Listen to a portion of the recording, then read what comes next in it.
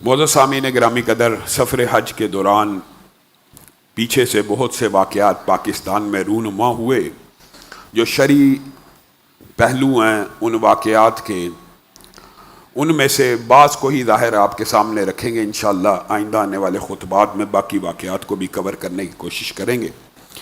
ایک نہایت اہم واقعہ جو دوران سفر حج یہاں پہ پاکستان میں پیش آیا کہ پاکستان میں ایک بحث شروع ہوئی مدر ملک بینک کے حوالے سے، والدہ کے دودھ کا بینک قائم کرنا، یعنی عورتوں کے دودھ کا ایک بینک قائم کرنا۔ اس حوالے سے بہت سی معروضات سوشل میڈیا پہ اور الیکٹرانک میڈیا پہ اور پرنٹ میڈیا پہ آپ احباب سماعت فرما چکے ہیں۔ اس کے اندر جو بہت اہم باتیں اور نکات ہیں، ان میں سے جو میں سمجھتا ہوں ذاتی طور کے اوپر مجھے اور آپ کو جس سے آگاہ ہونا چاہیے، یہ جو ملک بینک ہے، یہ اگر آپ سمجھتے ہیں کہ یہ ان کی جناب بڑی رحم دلی ہے اور بڑی انسانیت سے محبت ہے کہ وہ ایسے بینک قائم کر رہے ہیں کہ جن کے اندر اپنی طرف سے اعداد و شمار، جی پاکستان کے اندر 3 سے 5 لاکھ بچہ دودھ ماں کے نہ ہونے کی وجہ سے مر جاتا ہے۔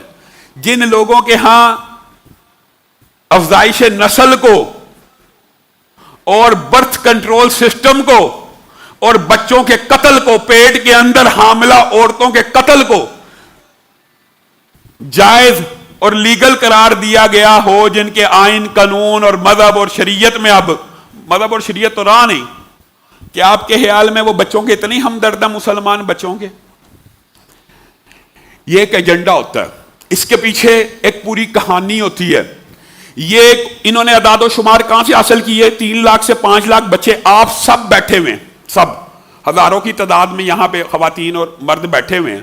آپ ذرا سوچئے، آپ کے خاندان میں، پورے خاندان میں کوئی بچہ ماں کا دودھ نہ ملنے کی وجہ سے مرا ہے؟ یہ کہاں سے اعداد و شمار لیے؟ اور پھر اسلامی معاشرے میں رضاعت کا جو کنسپٹ ہے وہ کب سے ہے؟ 1400 سال قبل۔ اگر بالفرض کسی ماں کا دودھ کم ہو بھی ہو تو دوسری عورت اس کو دودھ پلائے اور بچے کے والدین اس کو اجرت دیں۔ دودھ پلانے کی اجرت دینا الگ مسئلہ ہے اور دودھ کا بیچنا الگ مسئلہ ہے۔ یہ بات بھی سمجھنے کی ضرورت ہے۔ یہ لیکن جو بات میں کہنا چاہ رہا ہوں، یہ صرف ایک کلچر ہے جس کو یہاں پہ رائج کیا جا رہا ہے۔ اس کے بعد اگلا سٹیپ کیا ہوگا وہ تو آپ نے دیکھ ہی لیا، پہلے ٹرانسجینڈر، پھر گیز اینڈ لیزبین، پھر اس طرح کی باتیں آہستہ آہستہ آتی ہیں نا۔ اب مدر ملک بینک آئے گا تو کچھ عرصے کے بعد سپرم بینک بھی آئے گا، کلچر ساتھ آتا ہے۔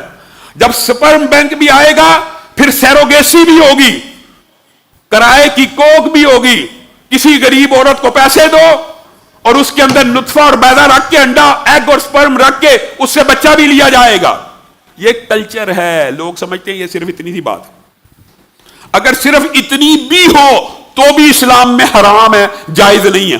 کس وجہ سے؟ کیونکہ اس کا ریکارڈ رکھنا ممکن نہیں ہے۔ رسول اللہ صلی اللہ علیہ وسلم کا فرمان، قرآن کی آیات کہ رضائی مائیں اور رضائی بہنوں کا ذکر قرآن میں ہے کہ نہیں؟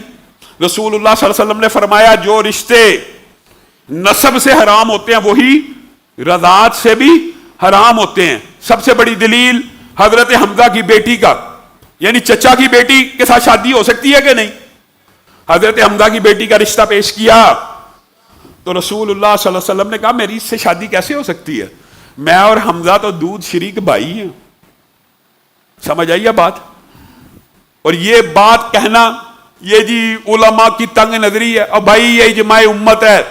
اول اسلام میں 10 مرتبہ دودھ پینے سے رضاعت واقع ہوتی تھی، پھر اجماع امت ہے کہ 5 مرتبہ پینے سے ہو جاتی ہے، اور اس کے بعد بھی سن لیں بعض علماء اس 5 کے بھی ایک کے قائل ہے کہ 1 دفعہ پینے سے بھی ہو جاتی ہے۔ آپ 1 دفعہ کو چھوڑیے، 5 دفعہ جو کسی عورت کا دودھ پی لے وہ اس کی ماں ہے، اور وہ سارے رشتے حرام ہو جاتے ہیں جو نسب سے بھی حرام ہوتے ہیں۔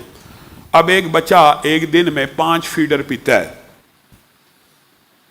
اور اس عورت کا دودھ لاہور میں 5 دفعہ ایک بچے نے پیا، اسلام آباد میں 5 دفعہ ایک بچے نے پیا، کیسے ریکارڈ ہوگا کہ یہ دودھ کس کو بیچا گیا، یہ کس بچے نے پیا، لاہور کا، اسلام آباد کا، فلاں کا فلاں کا؟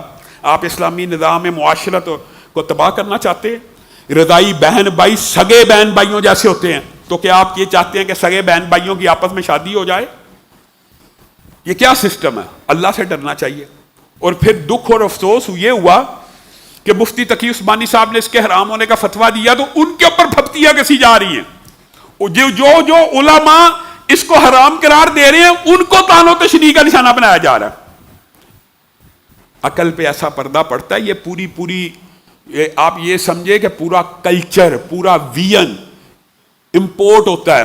یہ اللہ کا شکر ہے، میں تو اللہ کا شکر ادا کرتا ہوں کہ سندھ حکومت نے علماء کے ان فتاوی کے بعد اور علماء کی ان آواز اٹھانے کے بعد اس کو بند کر دیا، لیکن یہ بار بار پاکستان کے اندر ہی ٹرانسجینڈر عورت مارچ، ٹرانسجینڈر، اب آہستہ آہستہ آپ دیکھنا سپرم بینک، سیروگیسی، اس طرح کے ٹیسٹ ٹیوب بیبی کسی اور عورت سے، بیوی بانچ ہے جی میں کسی اور مرد کا سپرم رکھوا لوں۔ رسول اللہ صلی اللہ علیہ وسلم نے فرمایا عورت کی کھیتی کو مرد کے پانی کے علاوہ کوئی سراب نہیں کر سکتا۔ ہاں اپنا ہی مرد ہے، اس کا سپرم عورت رکھوائے تو جائز ہے، لیکن یہ ابھی ابتدا ہے، یہ آپ کے کلچر کا ستیہ ناش کرنے کے لیے۔ آپ ایمانداری سے سوچئے گا، ایمانداری سے، آپ ساتھ بیٹھے میں آپ نے میری ہاں میں ہاں ملائیے کہ کسی کی فیملی کے اندر کوئی ایک بچہ بھی ماں کی دودھ کی کمی سے فوت نہیں ہوا۔ تو یہ 5 لاکھ بچہ انہوں نے کہاں سے لیا اعداد و شمار؟ یہ سب جھوٹ ہے اور یہ باتیں ہیں۔ بالفرض یہ اعداد و شمار درست بھی ہوں تو اسلام میں تو بڑا خوبصورت سسٹم موجود ہے، اور اللہ تعالیٰ نے قرآن میں اس کے قوانین بیان کیے ہیں کہ جو رضائی مائیں ہیں ان کی کفالت بھی کس نے کرنی ہے؟ جس کا بچہ ہے۔ پورا ایک سسٹم ہے یہ کفالت کا سسٹم، اس کو امپلیمنٹ کرنا۔ دودھ بیچنے کے اوپر کیا انسان اپنا خون بیچ سکتا ہے، بال بیچ سکتا ہے، ناخن بیچ سکتے ہیں؟ اپنا دودھ بیچنے کی یہاں پہ جی تیاریاں کی جا رہی کہ عورتیں دودھ بیچیں گی جی، کمائی بھی ہوگی جی، یہ بھی ہوگا، اور عجیب عجیب بینیفٹس بتائے جا رہے ہیں بچوں کی۔ انسان کو اس طرح کی سازشوں کا اور اس طرح کے پراپوگنڈے کا کبھی بھی شکار نہیں ہونا چاہیے۔ اور دوسری بات، میں تو حج پہ تھا، میں نے تو اپنی آنکھوں سے سعودی حکومت کے جو انتظامات ہیں ان کا مشاہدہ کیا۔ پاکستان میں اور پوری دنیا میں رافضی میڈیا نے ایک پراپوگنڈا شروع کیا جی لاکھوں لوگ جی ہزاروں لوگ جی منا کے اندر مر گئے ہیں۔ سب جھوٹ ہے۔ 18 لاکھ سے زائد افراد نے آفیشلی حج کیا ہے، اور آپ کو پتا سعودی عرب کے اندر رہنے والے انلیگل حج کرنے والے ان کی اگر تعداد ملائی جائے تو یہ 25-30 لاکھ افراد ہوتے ہیں۔ 25-30 لاکھ افراد میں سے 1000 کا مر جانا طبعی اموات کے اندر بھی پرسنٹیج میں ہے۔